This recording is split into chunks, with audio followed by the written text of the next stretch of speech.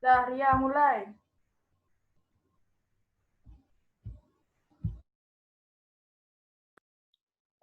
Assalamualaikum warahmatullahi wabarakatuh. Baik, di sini kami akan mempresentasikan hasil diskusi kami yang berjudul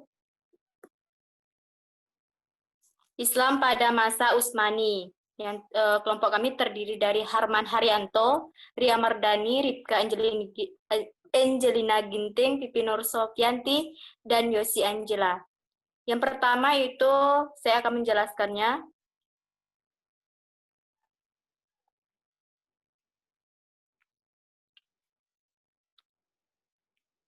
Sejarah Kerajaan Utsmani. Kerajaan Utsmani adalah salah satu kerajaan dari 3 kerajaan besar sesudah runtuhnya kekuasaan Abbasiyah. 2 kerajaan lainnya adalah Kerajaan Safawi di Persia dan Kerajaan Mughal di India. Turki Utsmani merupakan kerajaan terbesar dan terlama berkuasa, yaitu 6 abad lebih. Selanjutnya itu pendiri kerajaan ini adalah bangsa Turki dari Karabia Oghuz yang dipimpin oleh Sulaiman Shah. Selanjutnya kerajaan ini didirikan oleh Utsman pada tahun 1250 sampai 1326 Masehi. Untuk pembahasan selanjutnya yang akan dijelaskan oleh Ripka. Pada Ripka disilahkan.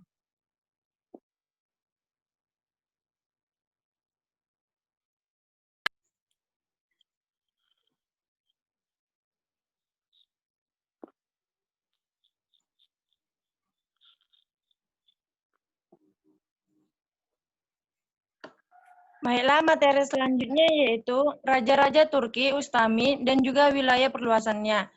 Yang pertama yaitu Sultan Ustaman bin Urtunghal pada tahun 699 sampai 726 Hijriah ataupun 1294 sampai 1326 Masehi. Di mana pada tahun 699 Utsman melakukan perluasan kekuasaannya sampai ke Romawi Bizantium.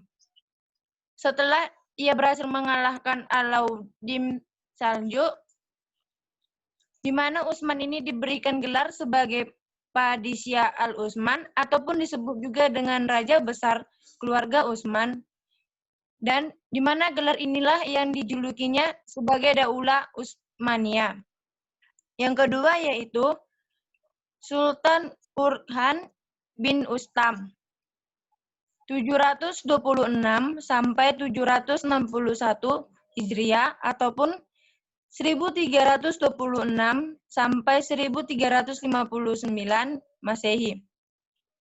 Di mana ia juga merupakan seorang putra Ustam. Pada masa pemerintahannya, dia juga berhasil mengalahkan dan juga menguasai sejumlah kota yang berada di Selat Dardanel, di mana tentara baru yang dibentuk oleh Orhan dan diberikan nama sebagai Ingusjia, dan juga pasukan ini dilengkapi dengan persenjataan dan juga pakaian seragam. Pada zaman inilah pertama kalinya digunakan senjata Maryam tersebut.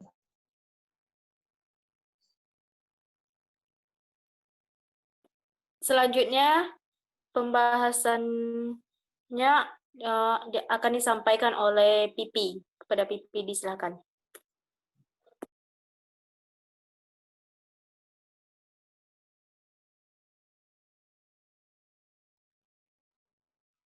Baiklah, di sini saya akan menjelaskan tentang Lancama.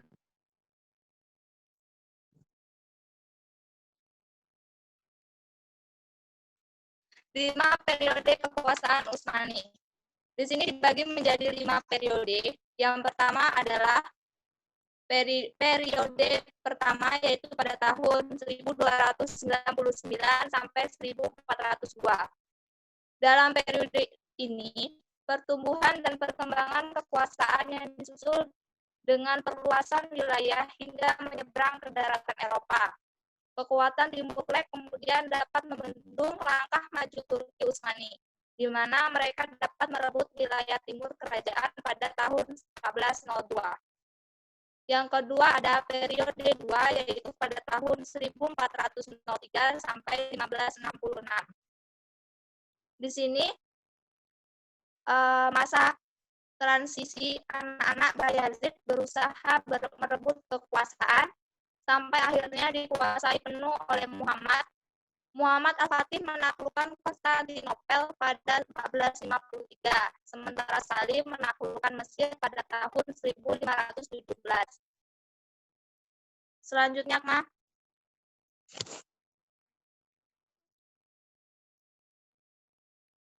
Periode ketiga. Periode ketiga ini pada tahun 1566 sampai 1703. Dalam periode ini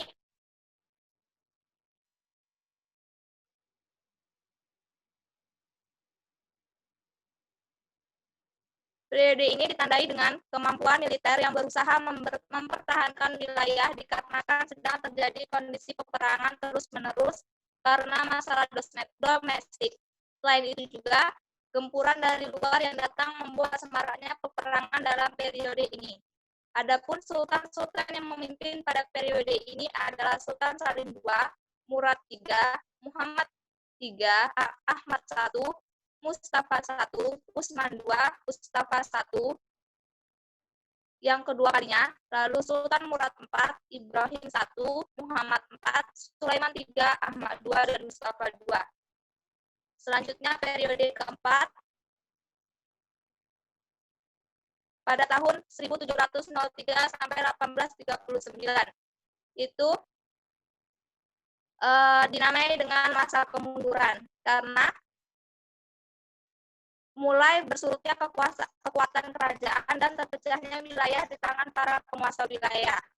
Lalu yang ke periode kelima, yaitu pada tahun 1839 sampai 1924. Ditandai dengan bangkitnya sistem administrasi dan kultural yang telah dipengaruhi oleh ide-ide Barat. Para sultan-sultan yang memerintah pada periode ini adalah Abdul Majid, Abdul Ais, Murad V, Abdul Hamid II, Muhammad IV, Muhammad V, Muhammad VI, dan terakhir Abdul Majid II.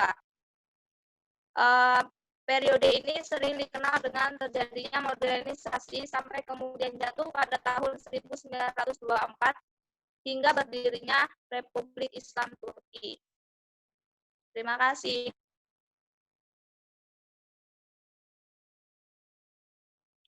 Baik, materi selanjutnya akan disampaikan oleh Angelina. Padanya disilakan. Selanjutnya, saya akan membacakan materi kemajuan peradaban Islam pada masa Turki Utsmani. Yang pertama ada di bidang kemiliteran. Seorang tokoh yang menonjol dalam pengembangan militer kerajaan Turki Utsmani adalah Sultan Orkan. Dia berhasil mengatasi kerusuhan yang terjadi dalam lembaga kemiliteran sekaligus mengadakan pembaharuan. Yang kedua, ada bidang ekspansi. Secara umum, proses perluasan wilayah kekuasaan Turki Utsmani dapat dibagi dalam dua periode. Periode pertama, Turki Utsmani berhasil menaklukkan beberapa daerah. Periode kedua, Murad 1360 sampai 1389 secara berturut-turut berhasil menaklukkan daerah Gallipoli 1357, Edir, Slotia, Salonik, dan lain-lain.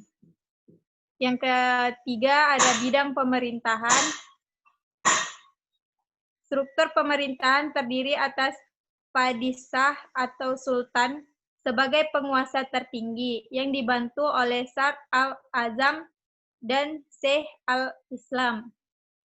Yang keempat ada bidang ilmu pengetahuan dan budaya, bangsa Turki adalah bangsa yang mempunyai darah dan watak kemiliteran yang sangat kental. Orang-orang Turki tidak terlalu tertarik dengan bidang ilmiah. Namun walaupun demikian, mereka memiliki keistimewaan dalam bidang arsitektur bangunan. Yang kelima, ada bidang keagamaan. Bidang ini, khususnya kreativitas mereka dalam menulis kitab-kitab Islami, memang tidak semarak masa-masa kekhalifahan sebelumnya.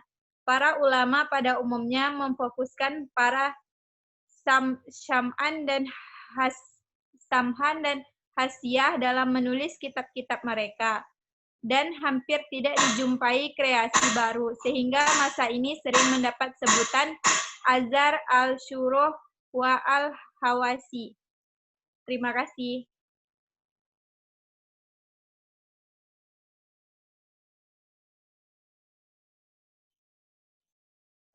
Baik, selanjutnya materinya akan disampaikan oleh Harman. Kepada Harman disilahkan.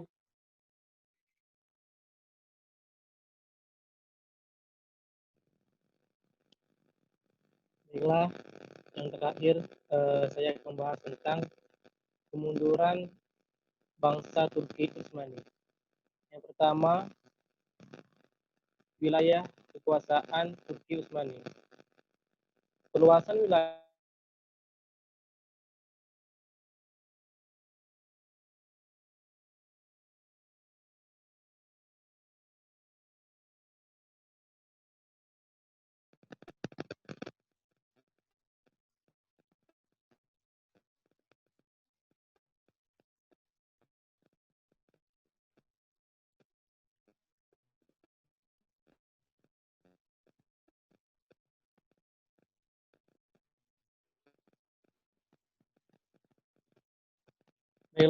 yang terakhir adalah kemunduran masa Turki Utsmani. Yang pertama, perluasan wilayah yang begitu cepat yang pemerintah merasa kesulitan dalam melakukan administrasi pemerintahan. Sulaiman.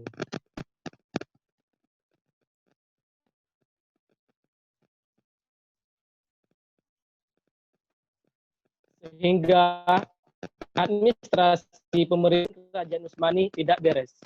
Tampaknya penguasa Turki Utsmani hanya mengandalkan ekspansi tanpa mengabaikan penataan sistem pemerintahan. Hal ini menyebabkan wilayah-wilayah yang jauh dari berusaha melepaskan diri. Heterogenitas penduduk. Sebagai kerajaan besar yang merupakan hasil ekspansi dari berbagai kerajaan mencakup Asia Kecil, Armenia, Irak, Syria, dan negara lain, maka di kerajaan Turki terjadi dari banyaknya dan beragamnya penduduk, maka jelaslah administrasi yang dibutuhkan juga harus memadai dan bisa memenuhi kebutuhan hidup mereka. Akan tetapi, Kerajaan Utsmani pasca Sulaiman tidak memiliki administrasi pemerintahan yang bagus. Ditambah lagi dengan pemimpin-pemimpin yang berkuasa sangat lemah dan mempunyai perangai yang jelek. Ketiga, kelemahan para penguasa. Setelah Sultan Sulaiman wafat, maka terjadilah pergantian penguasa. Penguasa-penguasa tersebut memiliki kepribadian dan kepemimpinan yang lemah. Akibatnya, pemerintahan menjadi kacau dan susah teratasi. Keempat, pemberontakan tentara Jenisari.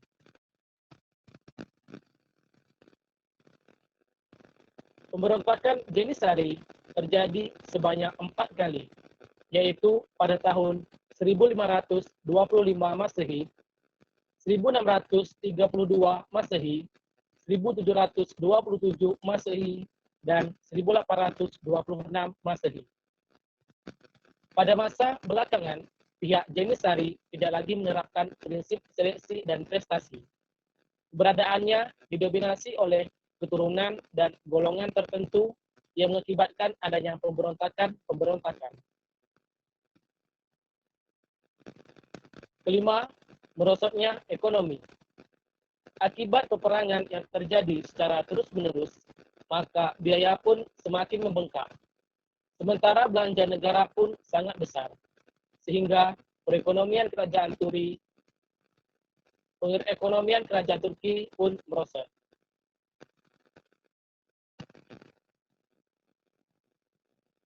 Sekian dari saya, terima kasih.